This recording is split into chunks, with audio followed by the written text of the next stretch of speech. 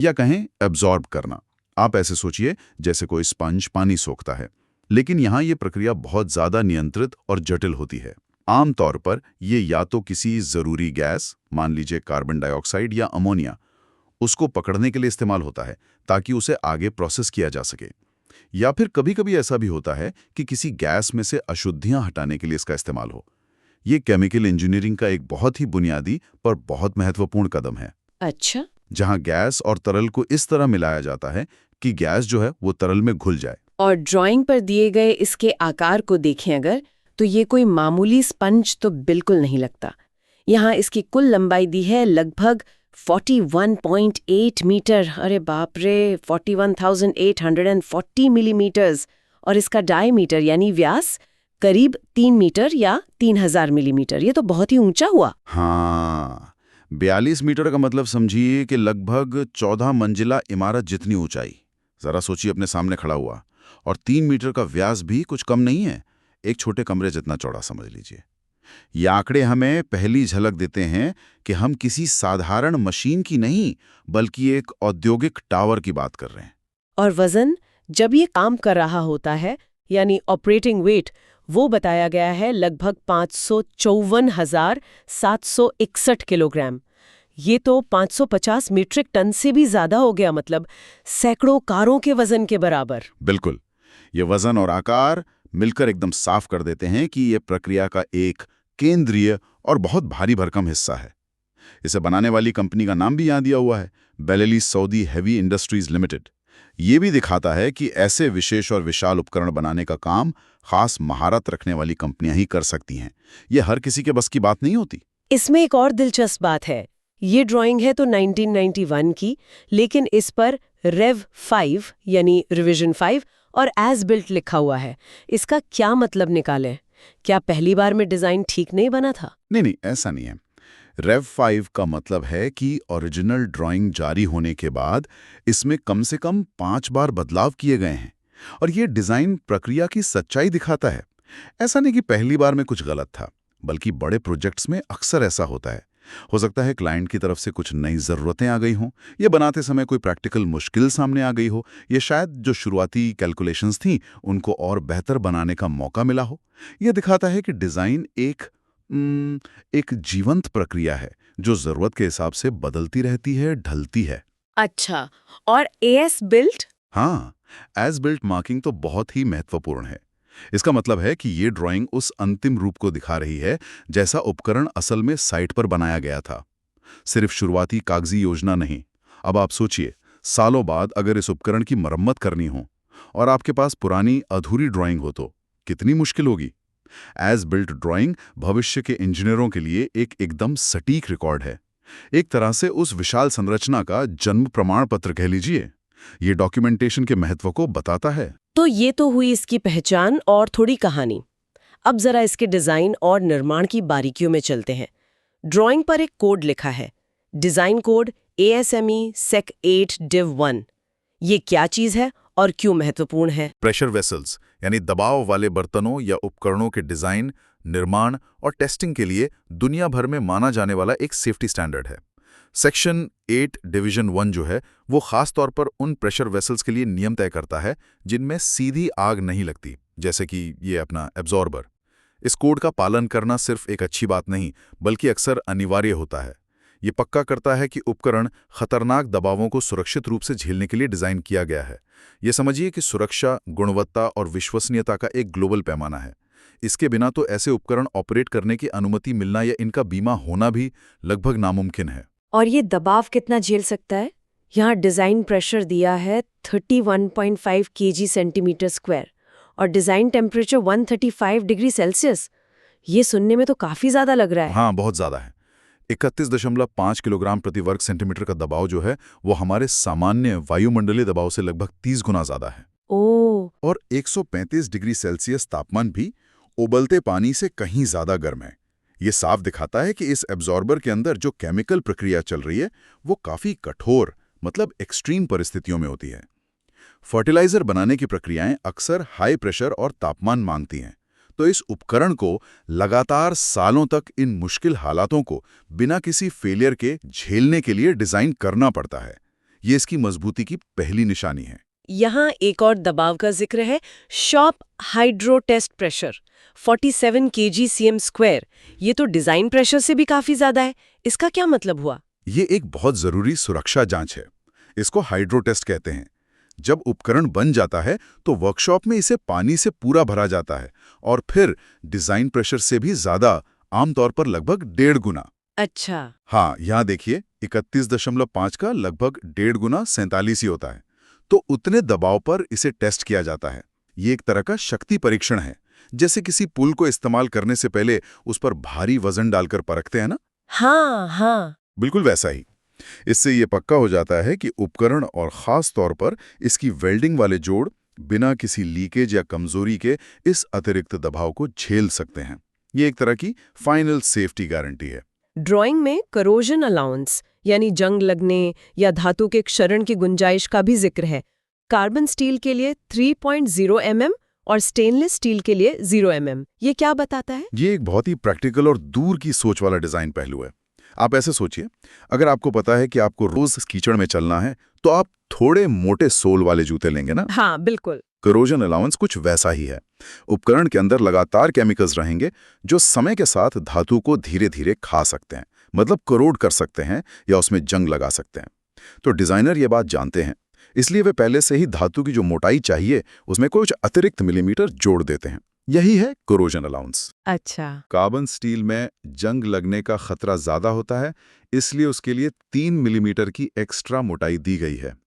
Stainless steel ज्यादा प्रतिरोधी होता है, इसलिए उसके लिए 0 मिलीमीटर है, मतलब वहां कोई अतिरिक्त मोटाई की जरूरत नहीं समझी गई।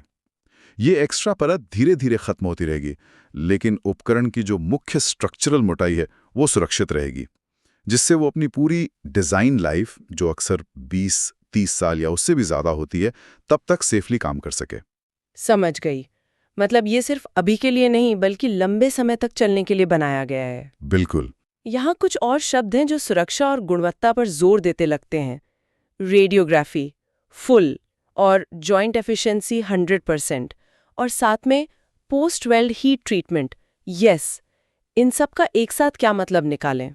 ये तीनों मिलकर ना एक तरह की त्रिस्तरीय सुरक्षा जांच प्रणाली बनाते हैं, जो बनाने की क्वालिटी पक्की करती है। और ये सब ASME कोड के तहत ही आता है। फुल रेडियोग्राफी का मतलब है कि जितने भी मुख्य वेल्डिंग वाले जोड़ हैं उनकी एक्सरे जैसी तकनीक से जांच की गई है। जैसे डॉक्टर हड्डी का एक्सरे देखते हैं। हाँ बिल्कुल वैसे। इंजीनियर वेल्ड के अंदर छिपी हुई दरारों या खामियों को देखते हैं। फुल का मतलब है कि कोई कोताही नहीं बरती गई, हर जरूरी जोड़ को परखा गया है। ठीक है। 100% जॉइंट एफिशिएंसी का मतलब है कि जब डिजाइन की कैलकुलेशंस की गई तो ये माना गया कि वेल्डिंग वाले जोड़ उतनी ही मजबूत हैं जितनी की ओरिजिनल धातु की प्लेटें। ओके। ये दर्जा तभी मिलता है जब वेल्डिंग बहुत हाई क्वालिटी की हो और उसकी पूरी तरह से रेडियोग्राफी जैसी जांच हुई हो। अगर जांच कम होती तो डिजाइन में जोड़ों को थोड़ा कमजोर मानना पड़ता।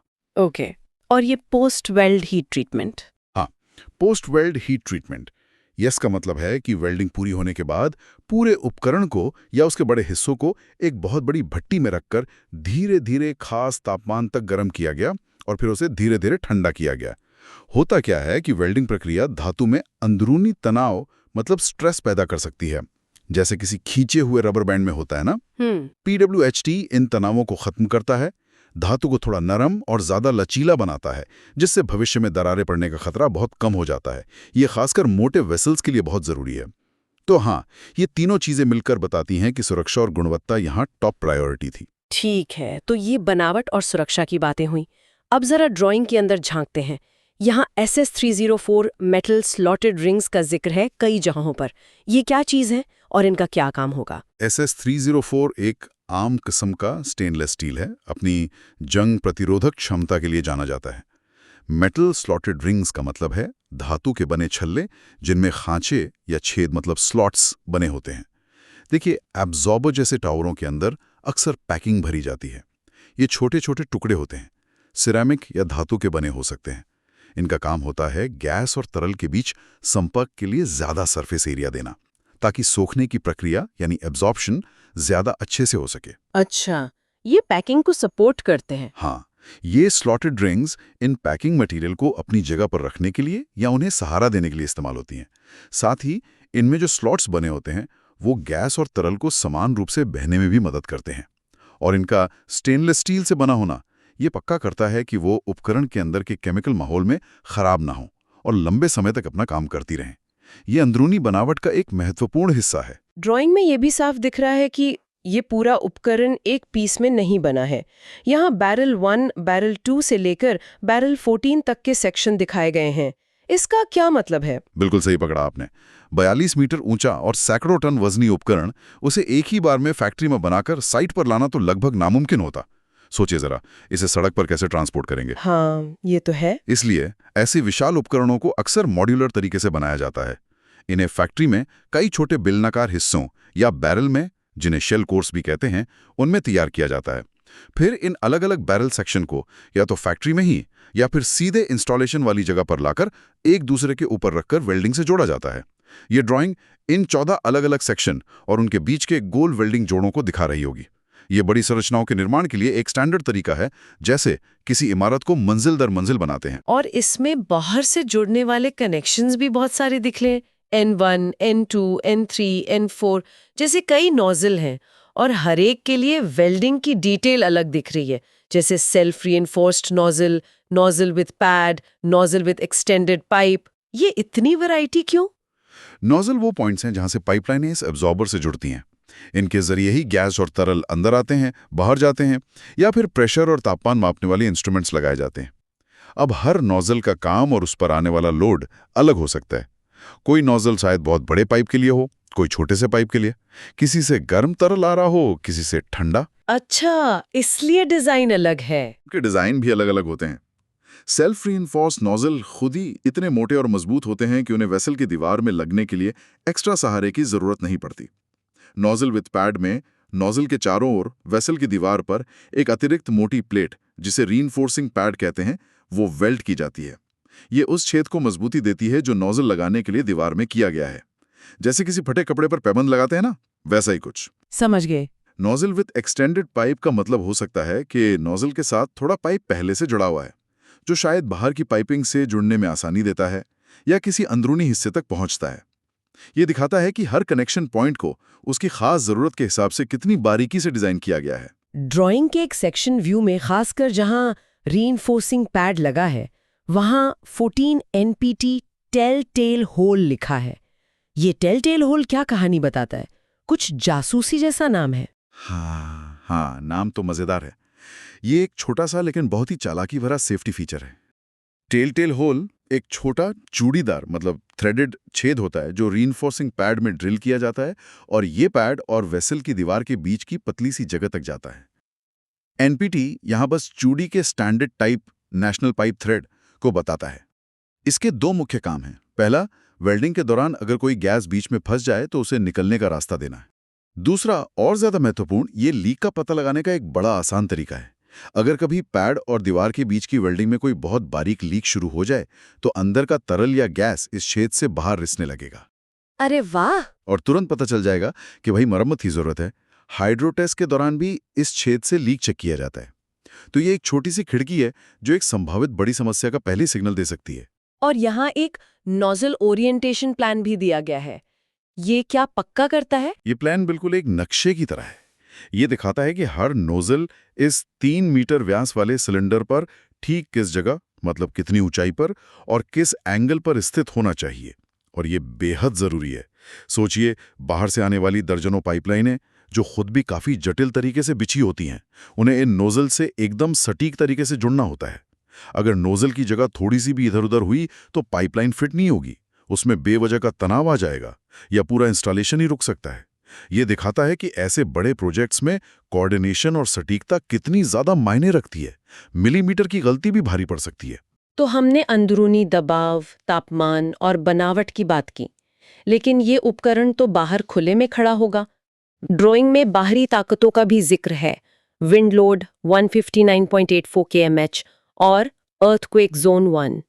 इनका क्या महत्व है? हाँ, ये बहुत महत्वपूर्ण पहलू है।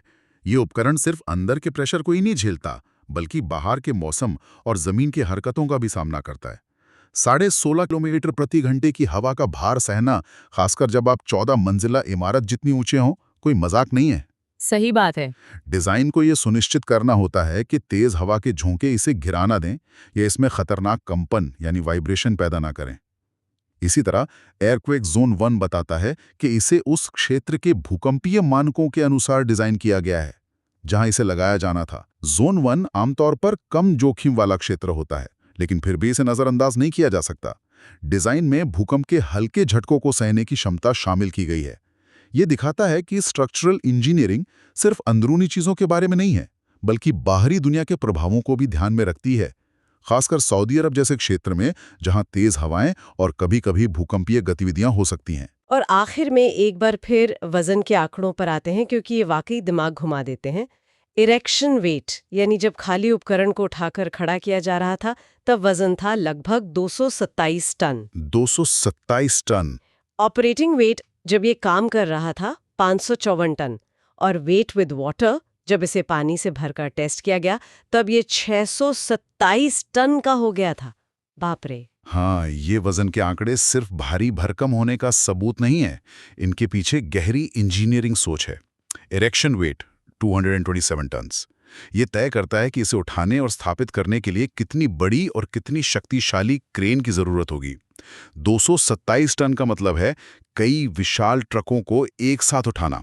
इसके लिए खास हेवी लिफ्टिंग प्लान बनाना पड़ता है। अच्छा। ऑपरेटिंग वेट 554 टन नींव यानी फाउंडेशन के डिजाइन के लिए सबसे अहम आंकड़ा है।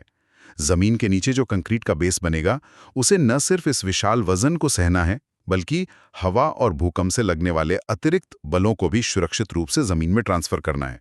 ये लगभग एक छोटी बहुमंजिला इमारत के वजन के बराबर है। सोचकर ही डर लगता है। और वेट विद वाटर 627 टन ये सुनिश्चित करता है कि जब हाइड्रो टेस्ट के लिए इसे लबालब पानी से भरा जाए, तब भी ये खुद और इसकी नींव दोनों सुरक्षित रहें। ये दिखाता है कि निर्माण से लेकर इंस्टॉलेशन और टेस्टिंग तक हर कदम पर इन वजनों का ध्यान रखना कितना जरूरी है। ये पूरी प्रक्रिया एक बहुत ही जटिल नृत्य की तरह है, जिसमें हर कदम सटीक होना चाहिए। तो सिर्फ एक पुरानी तकनीकी ड्राइंग को समझने की कोशिश ने हमें कहां से कहां पहुंचा दिया।